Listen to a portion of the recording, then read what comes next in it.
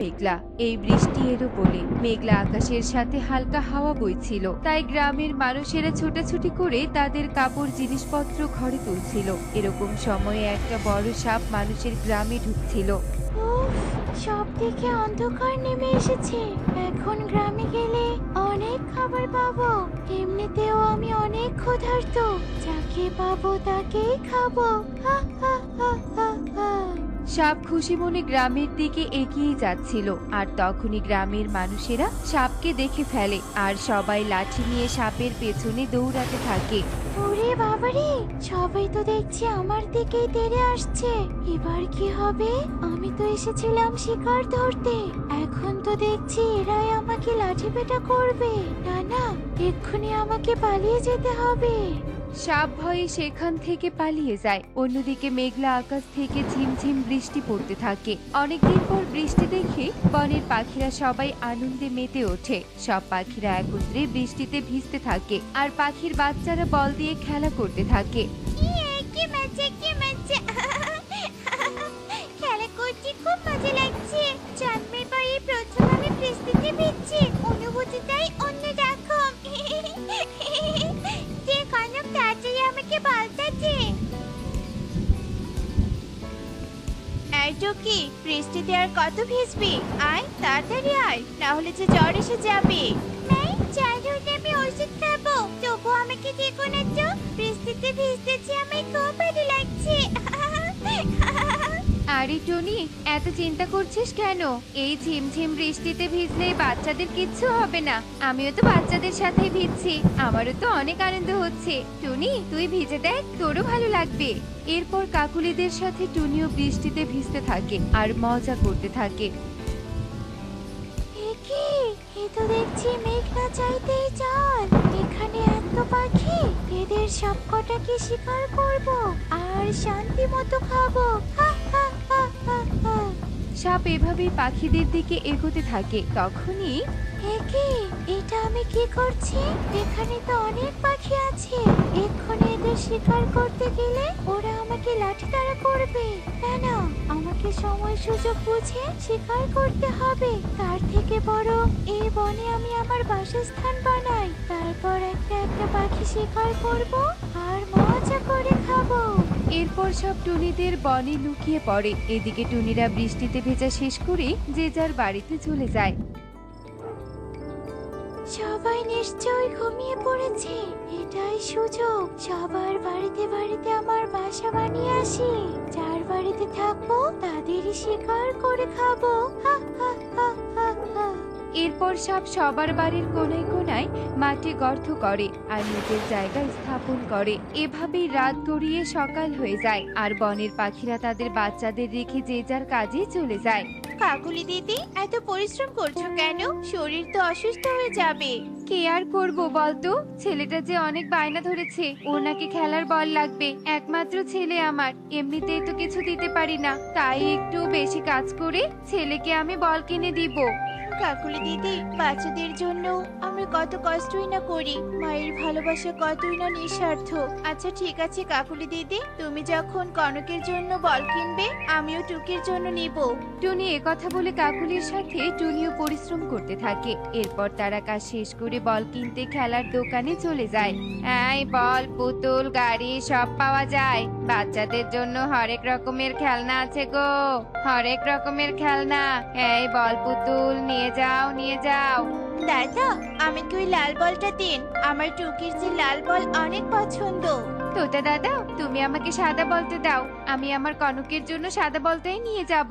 এরপর কাকুলি আর টুনি তাদের বাচ্চাদের জন্য বল নিয়ে টাকা দিয়ে সেখান থেকে চলে যায়। কি মা, তুমি আমার জন্য বল নিয়ে এসেছো?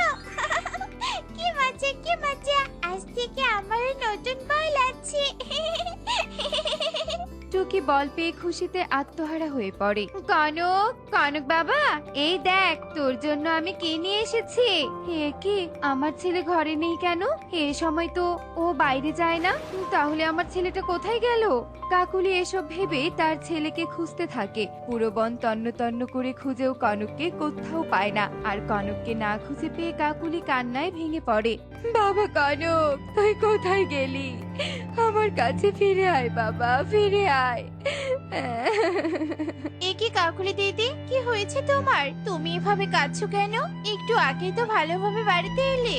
এরপর কাকুলি কাঁদতে কাঁদতে টুনিকে সব কথা খুলে বলে। সব শুনে বনের সবাই বলাবলি করতে থাকে, কিন্তু কনককে কেউই কোথাও দেখেনি। এবার কি হবে টনি? কনককে তো আমরাও দেখিনি, তাহলে কি কনকের বিপদ হয়েছে? সর্বনাশ! সবাই ওদিকে দেখো, গর্তের পাশে ছোট পালক পড়ে আছে। সে কি? এটা তো সাপের গর্ত মনে হচ্ছে। তাহলে কি কনককে?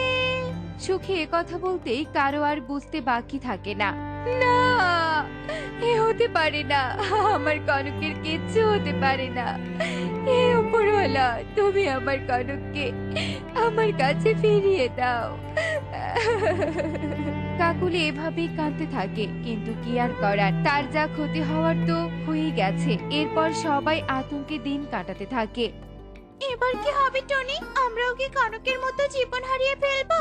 আমার যে খুব ভয় করছে, না জানি সাপ আমাদের উপর কখন আক্রমণ করবে। সুখী দিদি, এভাবে ভেঙে পড়ো না। আমরা ভেঙে পড়লে বাচ্চাদের কি হবে বলো তো? আমাদের পুরো বনবাসীকে রক্ষা করতে হবে, কিন্তু আমরা করবোটা কি? আমরা তো ওই সাপের সাথে পেরে উঠতে পারবো না। বনের সবাই এভাবেই চিন্তায় পড়ে যায়। তারা কোনো উপায় না পেয়ে যে যার বাড়িতে চলে আসে। যত দিন যাচ্ছিল, বন থেকে কোনো না কোনো পাখি উধাও হয়ে যাচ্ছিল। একদিন রাতে টুকি একাই ঘরে ছিল। মা, তুমি এসেছো? আমার তো খুব ভয় করছিল মা। তুমি এত দেরি কেন করলে মা? মারে, আমাদের উপরে যে এখন অনেক দায়িত্ব। বনবাসীকে রক্ষা করতে হবে, কি যে করব। টুনি যখন মন খারাপ করে তার মেয়েকে বোঝাচ্ছিল, তখনই তার ঘরের দিকে সাপ এগিয়ে আসছিল। উফ, আজ কতদিন পর এই টুনিদের খেতে যাচ্ছি। মা মেয়েকে খেলে মন আমার ভরে যাবে, খেয়ে অনেক তৃপ্তি পাবো। হা হা হা হা হা। সাপ টুনির ঘরের দিকে এগিয়ে যাচ্ছিল, আর তখনই টুনি বুঝতে পায় তার ঘরের দিকে কেউ যাচ্ছে। হে সৃষ্টিকর্তা, আমি কি দেখছি? সাপ তো আমার ঘরের দিকে এগিয়ে আসছে। তবে কি আমাদের মা মেয়ের আজই শেষ দিন? না না, আমি বেঁচে থাকতে আমার মেয়ের আমি কিচ্ছু হতে দিব না। এক্ষুনি টুকিকে নিয়ে জানালা দিয়ে আমাকে পালিয়ে যেতে হবে। এরপর টুনি ওর মেয়েকে নিয়ে জানালা দিয়ে পালিয়ে যায়। ওরে টনি, কোথায় পালিয়ে যাবি? যা, তবে তোদের বনের কেউ আমার হাত থেকে রক্ষা পাবে না। সাপ রাগে গজগজ করতে থাকে। এদিকে টুনি পুরো বনবাসীকে একত্রিত করে কাঁদতে থাকে। টুনি, এবার কি হবে? আমাদের সবার প্রাণ কি এভাবেই চলে যাবে? আমরা তো নিজেদের বাড়িতেও থাকতে পারছি না। এত রাতে আমরা কোথায় যাব বলতো? বনের সবাই ভয়ে কান্না করতে থাকে। তখনই একটা মোটা গাছ কথা বলে ওঠে। ভয় পাস না তোরা, তোদের কিচ্ছু হবে না। অনেক বছর থেকে আমি এই বনে আছি, তোদের সম্পর্কে কখনো খারাপ কিছু দেখিনি। তোরা অনেক ভালো, একে অপরের পাশে থাকিস, তাই তোদের আমি আমার গাছের ভেতরে জায়গা দিব। গাছ কথা বলার সাথে সাথেই তার গায়ে দরজার মতো খুলে যায়। আয়, তোরা আমার গাছের ভেতরে আয়। উপকারী গাছ, তোমাকে অসংখ্য ধন্যবাদ। আজ তোমার কারণে আমাদের জীবন বেঁচে গেল। তোমার এই ঋণ আমরা কখনোই শোধ করতে পারবো না। এরপর সব পাখিরা গাছের ভেতরে আশ্রয় নেয়। এরপর সব পুরো বন তন্ন তন্ন করে খুঁজেও কাউকেই খুঁজে পায় না। এভাবেই রাত পেরিয়ে সকাল হয়ে যায়। শোনো সবাই, তোমাদের একমাত্র সাপুরিয়াই বাঁচাতে পারবে। তোমরা আর দেরি না করে এক্ষুনি মানুষের গ্রামে চলে যাও। আচ্ছা ঠিক আছে গাছ, আমরা এক্ষুনি যাচ্ছি। গাছের কথা মতো টুনিরা মানুষের গ্রামে চলে যায় আর খোঁজাখুঁজি করে সাপুরিয়াকে খুঁজে বের করে। তারপর সাপুরিয়াকে সব কথা খুলে বলে। টুনি পাখি, তোমরা কোনো চিন্তা করো না, ওই শয়তান সাপকে আমি আজই বন্দি করে ফেলবো। এরপর সাপুরিয়া টুনিদের সাথে টুনিদের বনে চলে যায় আর গিয়ে বনে বিন বাজাতে থাকে। বিনের শব্দ সহ্য করতে না পেরে সেখানে সাপ চলে আসে। বন্ধ কর, বন্ধ কর এই বিন, নাহলে তোরা কেউ আমার হাত থেকে রক্ষা পাবে না। সাপ, তোর ক্ষমতার দাপট আর কতদিন দেখাবি? ভুলে যাস না, তোর এই ক্ষমতার উপরে উপরওয়ালার ক্ষমতা আছে। তোর বিনাশ তো নির্ঘাত আছে। সাপুরিয়া, বাজাও বিন। ছাড়বো না, ছাড়বো না তোদের। এরপর সাপুরিয়া সাপকে ধরে নিয়ে যায় আর পুরো বনের পাখিরা বিপদমুক্ত হয়ে যায়। সুখী দিদি, কাকুলি দিদি, আজ থেকে আমরা বিপদ মুক্ত। তবে আমাদের যে উপকার করেছে তারও যে অবদান আমাদের রাখতে হবে। এরপর যে যার বাড়িতে চলে যায় আর প্রতিদিন তারা উপকারী গাছের যত্ন নিতে থাকে।